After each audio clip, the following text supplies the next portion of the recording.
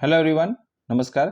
આજે જે છે આપણે મેઇન્સ પ્રેક્ટિસ માટેનું જે છે ક્વેશ્ચન આન્સર જોઈશું કે કઈ રીતે આન્સર સારો લખી શકાય। જે લોકો આગળ આન્સર સારો લખ્યો છે, જે લોકોનું જે છે એ સિલેક્શન થયું છે, આપણે જોઈએ કે કઈ રીતે એ લોકો આન્સર લખતા હોય છે।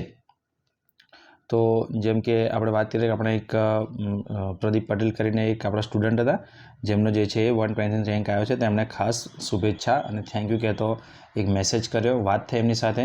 તો આનાથી જે છે ખૂબ સારું લાગ્યું કે આ કોઈની સફળતામાં જે છે આપણે ભાગીદાર બની શક્યા છે, બરાબર છે।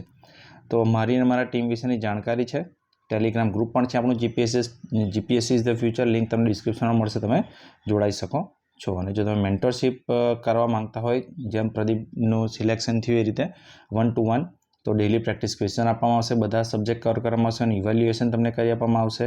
એક ટેસ્ટ સિરીઝ જે છે એ ઓલ્ડ ટેસ્ટ સિરીઝ છે, જે તમને ફ્રીમાં આપવામાં આવશે।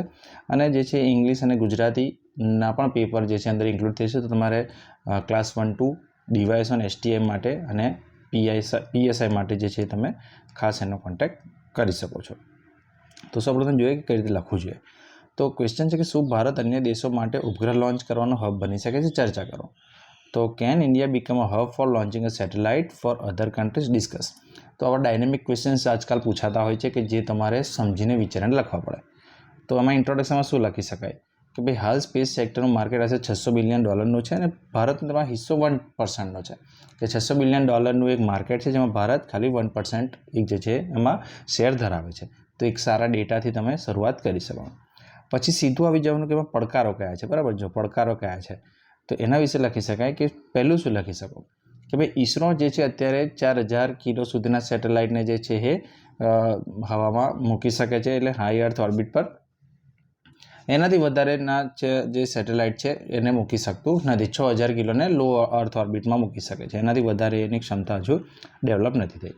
બીજું લખી શકાય કે બીજા મિશન્સ જેમ કે Mars mission, moon mission, Aditya L1, એના પર કામ કરવાને લીધે ખાલી લોન્ચ પર જે છે એ ટેકનોલોજી વધારવા પર ઈસરો કામ કરી શકતું નથી। ત્રીજું ઇન્ટરનેશનલ કોમ્પિટિશન એટલી છે, જાપાન છે, ચાઇના છે, બરાબર છે। તો એ બધા દેશોની સ્પેસ એજન્સી નાસા છે, તો એના લીધે જે છે એ આપણે હજુ હબ બની શકીએ એ રીતની કન્ડિશનમાં હજુ નથી આવ્યા। ચોથું છે કે ઈસરો જોડે છે સ્મોલ સેટેલાઇટ લોન્ચ કરવા માટે જે છે લોન્ચિંગ પેડની હજુ પ્રોપર વ્યવસ્થા નથી। હેવી સેટેલાઇટ તો આપણે કરી દઈએ છીએ, સ્મોલ પણ કરી શકીએ છીએ, પણ એને કોર્પોરેટ લેવલનું એટલે કે આપણે એને બિઝનેસ બનાવી શકીએ એ રીતની હજુ આપણી જોડે ઇકોસિસ્ટમ નથી। ઉપાય શું કરી શકાય? ઉપાય છે કે પ્રાઇવેટ પાર્ટનરશિપ જે છે એને ઇન્વાઇટ કરવી, જે ઓલરેડી આપણે કરી છે, એક્ઝામ્પલ આપવાનું ઇનસ્પેસ જેમણે આપ્યું છે। બીજું small satellite launch vehicle, reusable launch vehicle, બરાબર, એના માટે જે છે કામ કરવું, એનાથી જે છે કોસ્ટિંગ ઘટાડી શકાય છે। પીએસએલવી અને જીએસએલવીની ક્ષમતા વધારવી, બરાબર છે, કે જે નાના વધારે સેટેલાઇટને લઈ જઈ શકે।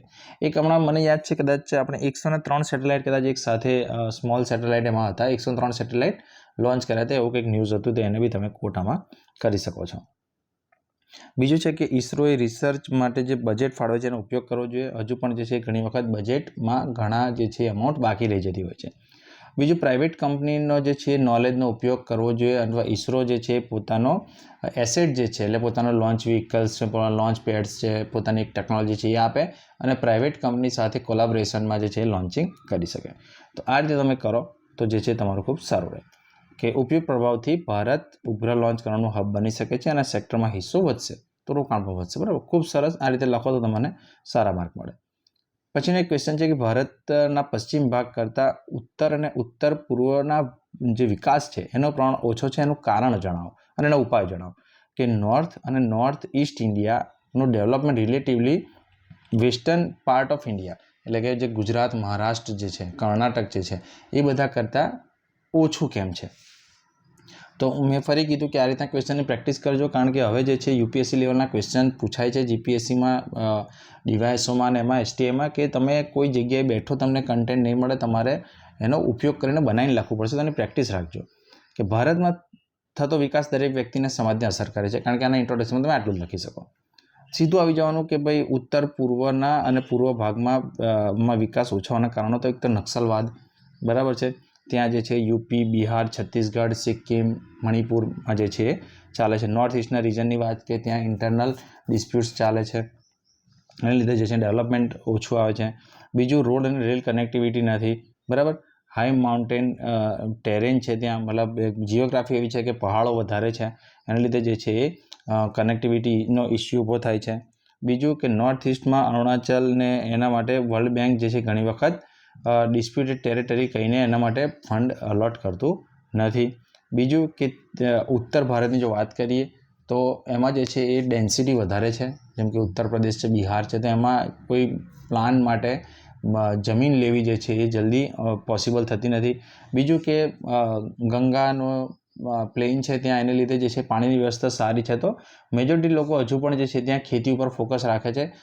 બિઝનેસ ફ્રેન્ડલી એટમોસ્ફિયર હજુ ત્યાં ડેવલપ થતું નથી. તો આ બધા કારણો છે. ઉપાય શું કરવો જોઈએ? ઉપાય એવો કરવો જોઈએ કે ભાઈ જો પહાડો વધારે હોય ને તો પછી ત્યાં ડેવલપમેન્ટ તમારે પ્રવાસનથી લાવવું પડે, બરાબર છે. પ્રવાસન ટુરિઝમને ડેવલપ કરવું પડે. બીજું નક્સલવાદની જે સમસ્યા છે કે ઇન્ટરનલ જે ડિસ્પ્યુટ છે એ સોલ્વ થાય, શાંતિ આવશે તો જે છે ત્યાં તમારે બિઝનેસ પ્લસ ટુરિઝમ બંને વધશે. બીજું કનેક્ટિવિટી વધારી શકાય, એર કનેક્ટિવિટી વધારી શકાય. અને વર્લ્ડ બેંક જો મદદ ના કરે તો લાઇક માઇન્ડેડ કન્ટ્રીઝ છે જેમ કે US, જાપાન, ઓલરેડી એમની જોડે મળીને આપણે ત્યાં જે છે ઉદ્યોગ શરૂ કર્યા છે, એને વધારવા જોઈએ. બીજું સ્કિલ ડેવલપમેન્ટ પર ફોકસ કરવું જોઈએ કે લોકલ જે છે એ સ્કિલ મેળવે અને પોતાનું નાનું મેન્યુફેક્ચરિંગ કરે, પોતે વસ્તુ બનાવીને વેચે અને જે ઇન્ડિયાનો આપણો જે અધર સ્ટેટ્સ છે ત્યાં અને ઇવન બહાર એક્સપોર્ટ કરે, તો એનાથી જે છે ફાયદો થશે. બીજું સરકારના પ્રયાસો, જો સરકારના પ્રયાસો તમને જ્યાં જગ્યા મળે ત્યાં 2 લીટીમાં બી લખી દેવાના કે નોર્થ ઇસ્ટ ડેવલપમેન્ટ પ્રોજેક્ટ એક ચાલે છે, મલ્ટી લોજિસ્ટિક પ્રોજેક્ટ ચાલે છે અસમની અંદર, બરાબર. કનેક્ટિવિટી, ગ્રીડ કનેક્ટિવિટી ચાલે છે, પૂર્વોદય યોજના જે છે બજેટમાં જાહેર કરવામાં આવી. તો આ રીતની જે છે એ પ્રોગ્રામ તમને બજેટમાં કોઈ લોન્ચ થયો, લગભગ દરેક બજેટની અંદર નોર્થ ઇસ્ટ માટે ક્યાંક ને ક્યાંક કોઈ સ્કીમ હોય છે, તો તમે જે સાલ મેન્સ લખવાના હોય એની વખતની જે છે એ લખી દેવાની. કન્ક્લુઝન શું કરી શકાય કે સરકાર ઉત્તર અને ઉત્તર પૂર્વ ભારતમાં જે છે આ રીતે અલગ અલગ સેક્ટર પર ફોકસ કરે, બરાબર. ટુરિઝમ પર કરે, ડેવલપમેન્ટ પર કરે, શાંતિ પર કરે, સ્કિલ ઉપર કરે, ગ્રીડ કનેક્ટિવિટી વધારવા પર કરે, ઇલેક્ટ્રિસિટી સપ્લાય પર કરે, સેફ્ટી પર કરે, તો જે છે એનું ઓલ ઓવર ડેવલપમેન્ટ થઈ જશે. તો આ રીતે તમે લખતા હોય તો જે છે તમારા પૂરા માર્ક આવવાની શક્યતા છે. તો જો તમે આ રીતે સિલેક્શન કરો, પોતાનું જોવા માંગતા હોય જે રીતે આપણા સ્ટુડન્ટનું થઈ ગયું છે, અને જો તમે આ રીતે કરવા માંગતા હોય તો મેન્ટરશિપ તમે 1000 પર મંથના હિસાબે તમને મળી જશે. તમે કોન્ટેક્ટ કરી શકો છો. Thank you. જય હિન્દ.